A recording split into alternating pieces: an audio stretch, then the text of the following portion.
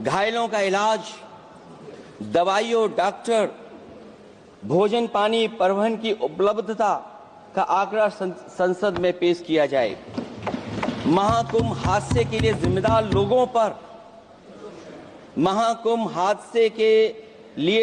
लोगों पर घोर दंडात्मक कार्रवाई हो।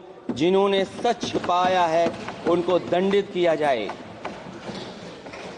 अध्यक्ष महोदय, हम डबल इंजन की सरकार से पूछते हैं, अगर अपराध बोध नहीं था तो आंकड़े दबाए, छिपाए और मिटाए क्यों गए हैं? सच छिपाना और मिटाना भी तो अपराध है। इसका दंड कौन भुगतेगा? अध्यक्ष महोदय, जहां इंतजाम होना चाहिए था वहां प्रचार हो रहा था। एक धार्मिक समागम में डबल इंजन का राजनीतिक प्रचार अशोभनीय है, निंदनीय है।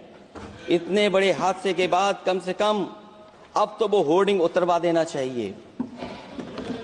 अध्यक्ष महोदय, महाकुंभ की जो तैयारी हुई, जो हम लोगों ने जाना वहां पर, महाकुंभ न केवल 144 साल के लिए ये कहा गया, बल्कि ये भी कहा गया कि पहली बार धरती पर इस तरह का डिजिटल और जो आधुनिक चीजें हैं, टेक्नोलॉजी, उसका इस्तेमाल कर करके महाकुंभ होने जा रहा है।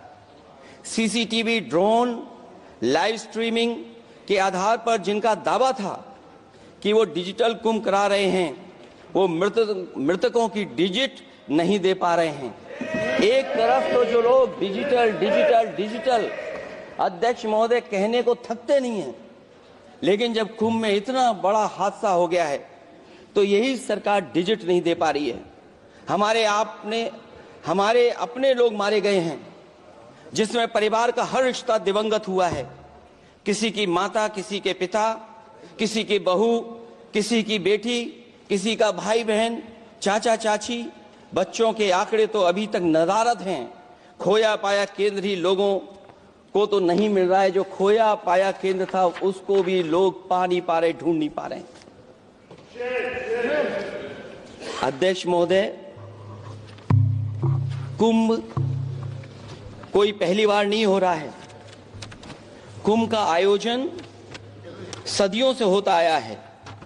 हमारे पौराणिक और हमारे इतिहास के दस्तावेज ये बताते हैं कि समय समय पे जो भी सरकारें नहीं होंगी, जिसका भी राज रहा होगा अध्यक्ष महोदय, उसने महाकुंभ या इस तरह के कुंभ का आयोजन किया है। एक तरफ तो वो कि जो 144 साल बाद महाकुंभ होने जा रहा है, उसका इतना प्रचार किया। और मैंने तो कई टीवी इंटरव्यूज में, कई समाचार चैनलों पर यह बात सुनने में आई और सुनते रहे हम लोग कि सरकार ने 100 करोड़ लोगों के आने का इंतजाम किया है। और अगर 100 करोड़, अध्यक्ष महोदय, अगर ये बात गलत है तो मैं रिजाइन आपको देना चाहता हूं। अगर अध्यक्ष महोदय, ये माननीय सदस्य लोग अगर ये नहीं सुन पा रहे हैं तो मैं इनको एक एक को, आप नहीं गए स्नान करने, आप स्नान करने नहीं गए, इसीलिए इस तरह की भाषा का इस्तेमाल कर रहे हैं। अध्यक्ष महोदय, ये कहा गया कि 144 वर्ष के बाद ये हो रहा है। जहां तक मेरी समझ और जानकारी कहती है, जो एस्ट्रोनॉमी और एस्ट्रो चीजों को समझते होंगे वो ये स्वीकार करते होंगे, जो भी कुंभ होता होगा वो 144 वर्ष के बाद ही होता होगा। लेकिन ये कहा गया कि नक्षत्र ऐसे हैं। तो मैं अध्यक्ष महोदय सरकार से कहना चाहता हूं कि सतयुग से लेकर के कलयुग तक ये सनातन परंपरा रही है कि संत, महात्मा, साधु समाज मुहूर्त के हिसाब से शाही स्नान करते हैं। उसमें नक्षत्रों के हिसाब से जो सहयोग बनता है वही शाही स्नान का मुहूर्त होता है। लेकिन भाजपा के राज में ये सनातन परंपरा टूट गई। पहले सरकार ने संत समाज को शाही स्नान रद्द करने का आदेश दिया, जिससे अनादिकाल की सनातन परंपरा टूटी। और फिर जब देश भर में ये बात उठाई गई, तो उन्होंने हादसे को छिपाकर फिर से आदेश दिया कि अखाड़े शाही स्नान करने जाएं।